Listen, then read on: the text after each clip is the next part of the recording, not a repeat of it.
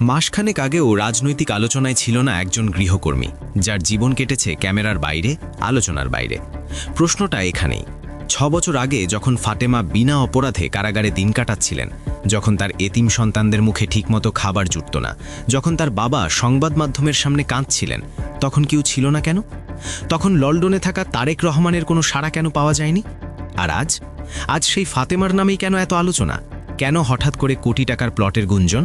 কেন জাইমা রহমানের পিরিসের মতো স্পর্শকাতর একটি পদ? রাজনীতির অন্দরমহলের খবর যারা রাখেন তারা বলছেন এটা নাকি সাধারণ কোনো পুরস্কার নয়, এটা কোনো দয়া বা সহানুভূতির গল্পও নয়, বরং এটাকে অনেকেই দেখছেন এক ধরনের নীরবতার মূল্য হিসেবে। কারণ ফাতেমা ছিলেন টানা 17 বছর ধরে বেগম খালেদা জিয়ার একেবারে ছায়াসঙ্গী। ফিরোজা ভবনের অন্দরমহলে কী ঘটেছে, কে এসেছেন, কে যাননি, কে পাশে ছিলেন আর কে মুখ ফিরিয়ে নিয়েছিলেন, সব কিছুর